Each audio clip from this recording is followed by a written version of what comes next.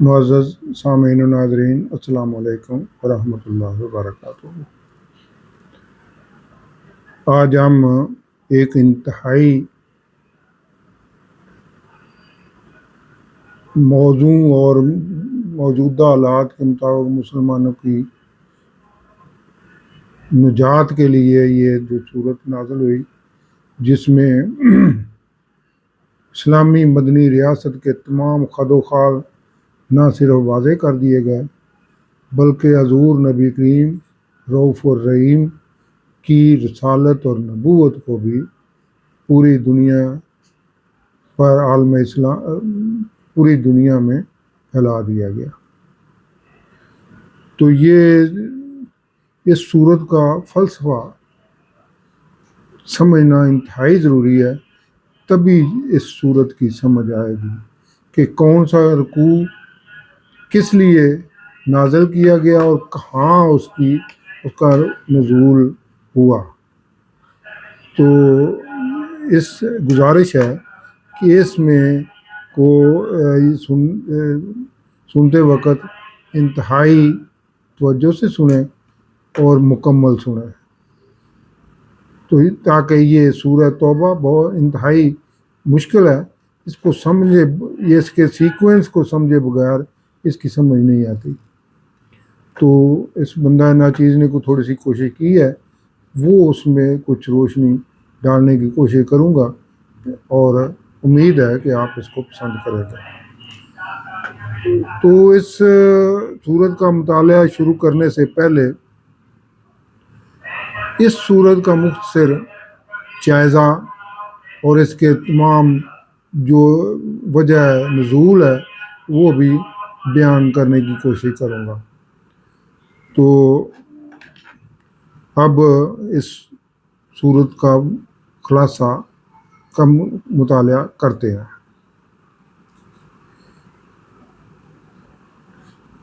اعوذ باللہ من الشیطان الرجیم، بسم اللہ الرحمن الرحیم۔ یہ مکی و مدنی صورتوں کے دوسرے گروپ کی دوسری اور آخری مدنی صورت ہے۔ اس سورہ توبہ میں 129 آیات اور 16 رکوع ہیں، جو 10ویں پارے کے 7ویں رکوع سے 11ویں پارے کے 5ویں رکوع تک ہے۔ قرآن پاک میں یہ واحد صورت ہے جس کے شروع میں بسم اللہ شریف نہیں ہے۔ حضرت علی کرم اللہ وجہہ کے قول کے مطابق اس صورت کے آغاز میں بسم اللہ اس لیے نہیں ہے کہ یہ صورت مشرکین کے لیے ننگی تلوار لے کر اتری ہے، جبکہ بسم اللہ شریف میں تو اللہ کا اسم رحمان اور رحیم ہے، جو اس صورت کے اعلان سے مطابقت نہیں کرتے۔ سورہ توبہ کی ایک وجہ نزول یہ تھی کہ صلح حدیبیہ کے بعد کفار مکہ نے معاہدے کی خلاف ورزیاں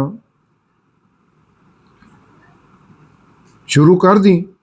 جس پر اللہ تعالیٰ نے کفار مکہ کے ساتھ معاہدے سے حضور صلی اللہ علیہ وسلم کو اعلان برات کی نوید سنا دی گئی کہ یہ کفار سے وہ معاہدہ ختم کر دیا جائے۔ اس کی پہلی 6 آیات اسی سے متعلق ہیں، یعنی یہ صلح حدیبیہ کا جو معاہدہ تھا اس کی منسوخی سے ہی متعلق ہے۔ اس کے علاوہ اس صورت میں اسلامی ریاست کے اقتصادی، دفاعی اور خارجہ پالیسیاں وضع کرنی بھی مقصود تھیں۔ اقتصادی پالیسی کے بارے میں اللہ کی راہ میں خرچ کرنے، زکوٰۃ دینے اور اسے کہاں خرچ کرنا ہے کا طریقہ بیان کیا گیا ہے۔ زکوٰۃ دینے سے انحراف کرنے والوں پر سزا بھی تجویز کی گئی ہے۔ دفاعی پالیسی کے تحت مشرکین مکہ اہل کتاب اور منافقین کے خلاف اعلان جنگ کا حکم ہے اور خارجہ پالیسی کے تحت معاہدوں کی پاسداری اور خلاف ورزی کرنے والوں کے بارے میں بھی احکامات ہیں۔ تیسری وجہ نزول اس صورت کی جنگ تبوک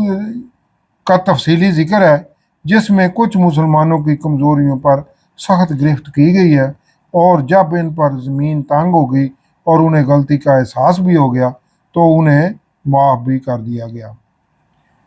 اس صورت میں اہل ایمان کو بیت اللہ شریف کا متولی بنایا گیا ہے اور مشرکین مکہ کو وہاں سے ہٹا دیا گیا ہے۔ یہودیوں کی ایما پر منافقین کی بنائی ہوئی مسجد زرار کو اللہ کی نشاندہی پر آگ بھی اسی صورت کے حکم کے تحت لگائی گئی۔ چوتھی وجہ نزول یہ تھی کہ اس صورت کے نزول سے پہلے نبی پاک صلی اللہ علیہ وسلم کی تبلیغ صرف عرب علاقوں میں ہی تھی، جبکہ جس کا دائرہ تبلیغ وسیع کرتے ہوئے اللہ نے آپ صلی اللہ علیہ وسلم کو مبعوث کرنے کا مقصد بیان کیا ہے کہ آپ صلی اللہ علیہ وسلم دین اسلام کو تمام دوسرے دینوں پر غالب کر دیں، اور اگر غیر اسلامی ریاست کا باشندہ دین اسلام سیکھنے کے لیے آئے تو اس کی بخریت واپسی کی حفاظت کی جائے۔ اس صورت کی وجہ تسمیہ غزوہ تبوک سے پیچھے رہ جانے والے چند اصحاب کی توبہ ہے جو قبول کی گئی، اس لیے اس صورت کو سورۃ توبہ کہا جاتا ہے۔ سورۃ توبہ کا زمانہ نزول جنگ تبوک سے پہلے، تبوک جاتے ہوئے راستے میں، تبوک قیام کے دوران، اور کچھ حصہ تبوک سے واپسی پر راستے میں نازل ہوا، اور ایک حصہ 9 ہجری کے آخر میں حج کے قریب نازل ہوا، جس کا بیان اس صورت کے آغاز میں کیا گیا ہے۔ اس صورت کے پہلے 5 رکوع تمام مشرکین عرب کے ساتھ کھلم کھلا جنگ کا اعلان ہے کہ یا تو وہ مسلمان ہو جائیں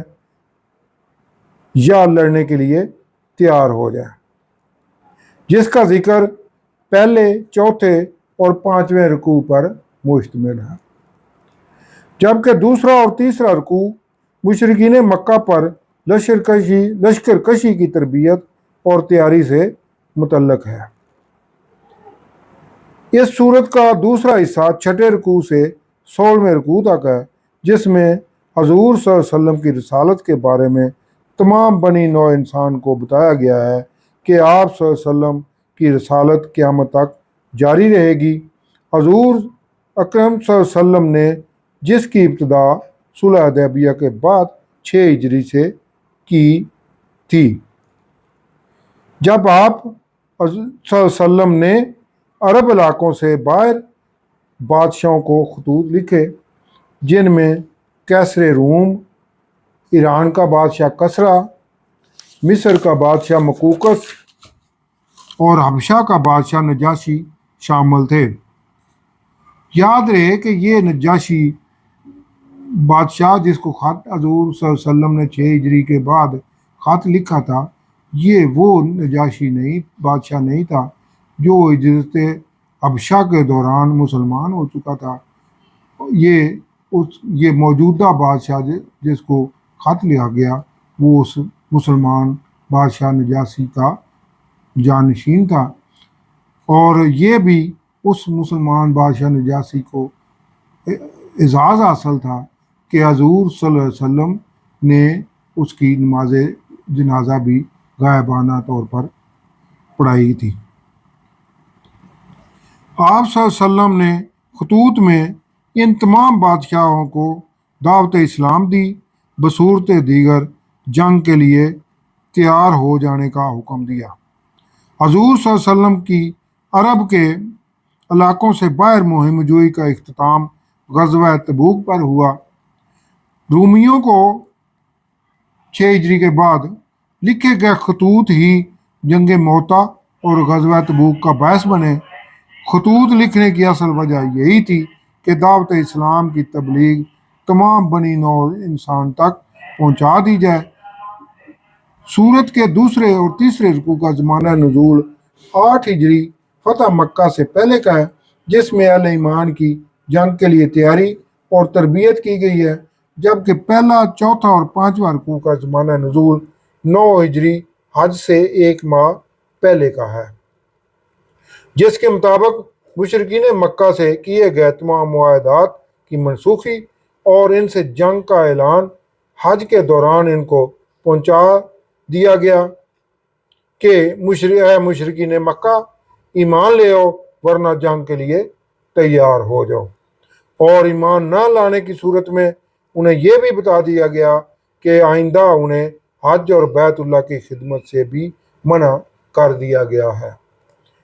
6 سے 9 رکوع میں مسلمانوں کو غزوہ تبوک کے لیے ذہنی طور پر تیار کیا گیا ہے، جس کا زمانہ نزول غزوہ تبوک سے پہلے کا ہے، جبکہ باقی 7 رکوعات میں سے کچھ آیات کا تعلق تبوک جاتے ہوئے راستے میں نازل ہوئی اور کچھ تبوک قیام کے دوران اور کچھ تبوک سے واپسی کے سفر کے دوران نازل ہوئی، جن میں منافقین کی سرکوبی کے احکامات ہیں۔ مختصراً یہ کہ اس صورت کے ذریعے حضور اکرم صلی اللہ علیہ وسلم کی نبوت و رسالت کا نہ صرف پیغام پوری دنیا کو پہنچانا تھا، بلکہ یہ بھی کہ اسلامی مدنی ریاست کے خد و خال اور ضوابط پوری دنیا پر واضح کیے جانے مقصود تھے۔ اس جائزے کے بعد اب اس صورت کی تلاوت اس صورت کی مطالعہ شروع کیا جائے۔